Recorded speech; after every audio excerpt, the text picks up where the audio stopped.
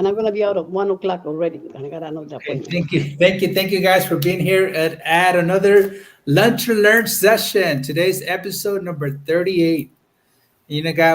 Guys, this week, we were talking about the terror barrier, the knowing doing gap, and how attitude has a lot to do with these two topics here. So, we have our coaches here. We have Coach Bruce and Coach Ceci. And first of all, we're going to bring in Coach Ceci first to talk a little bit about what do those things mean to you? What's maybe you want to talk about one of those topics or three topics, whatever you want, Ceci. Thank you, Coach Juan and Coach Bruce. I want to say everybody welcome again to be here. It's beautiful to be alive. And in Chicago, it's a brutal, beautiful weather, but kind of warm now, but it's beautiful. So coming from there outside, I was there doing some shorts. So coming up from there, I feeling so powerful because it's a beautiful nature out there. It's something beautiful that I'm learning that I not be present. So I want to share to you how beautiful and how powerful I feel by sharing with you what is for me a terror barrier. Terror barrier is the moment when I am predicting I already know that it's going to cause me some anxiety to make a decision. And then the moment that I need to make the decision comes a lot of anxiety, a lot of fear, a lot of blocks in my mind comes up, a lot of imagination of the negative and the positive. You do this, you're gonna do that. So being present here all the time is gonna be with us, no matter how many colleges degrees you have, or how poor you are, or which color you are. All of us are gonna be present to this moment of the terror barrier. When you feel uncomfortable, when you don't know what to do, when you don't know what decision to make, then it's in your power, in your control to decide it and jump over that barrier and take a different attitude. You're gonna stay in there. It's a negative. You take a negative attitude. What kind of vibration are you bringing to your life? Are you gonna keep on that vibration that you came and say no, or you're going to change? And it's your decision to change that and have a positive attitude in life. So when you take the positive attitude in life, everything starts changing. The environment, you are more comfortable talking with people, getting along with people. Everything starts, and you respect your physical and emotional well-being. You become happier, relaxed. I just feeling that because of my words I use in here, because of the way I'm talking to you and sharing with you my life. It's been in my life when I'm sharing this. So the terror barrier is this moment of discomfort, but we are the only one with the power to make a big jump or a small one. You can do a small little, but do it. And just do that with a good attitude. Taking a breath, listening to that, acknowledge what is happening in your physical body. It's happening now. Say it's there, and I'm gonna make a decision. And the decision is gonna be in my attitude. What attitude I'm gonna take about life? Let it go and say I'm creating. I'm the creator of my life. I have the power, so I'm gonna do it now. And jump into the new attitude. The new attitude takes you to be a happy, calm, and get anything, any goal you want in life. You're gonna make it. You're gonna get it because you make your mind to be. And talking about the knowing doing gap, I'm a school teacher and I've been doing that for 25 years or more. And still, I want to be so perfect that sometimes doesn't allow me to move forward. I freeze because I want to do it perfect everything. So I feel that is my barrier. I know a lot. I did in all the degrees. I have a master's. I love school. I love learning. And that learning empowers me and so much that at the moment to take a decision frees me because I say which information I'm gonna take. What is my attitude now? Because there's a lot to do. So I know a lot, and then doing it, applying the knowledge that I'm learning is a different thing. When I take a jump from what I know and don't do anything, freeze myself, hide away from people because I don't want to share what I'm going through, and let it go. and keep on the same problem over, and it's not going to disappear.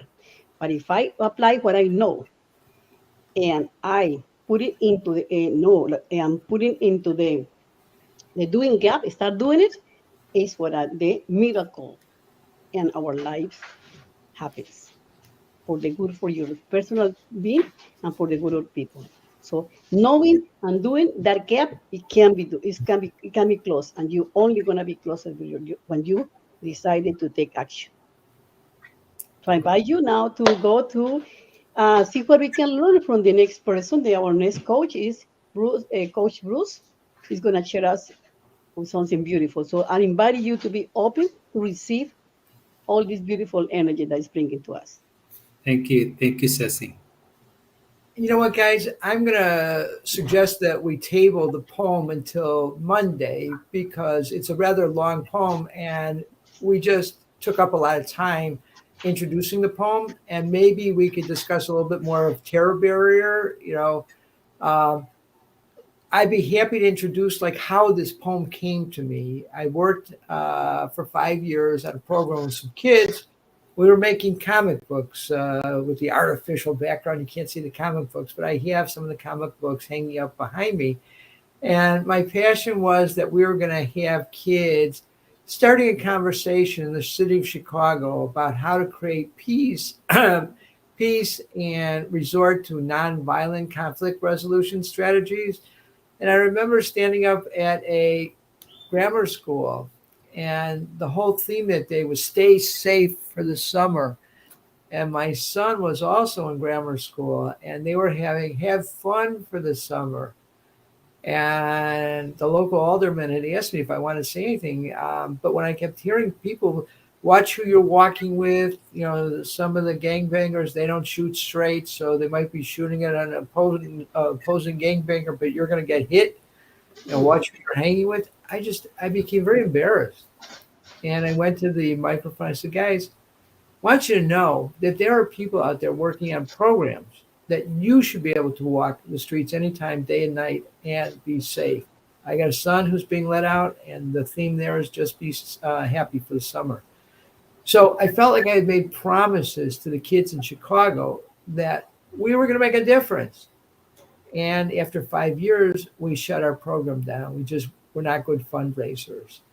So I had let it lie for 1997. That would now be 26 years.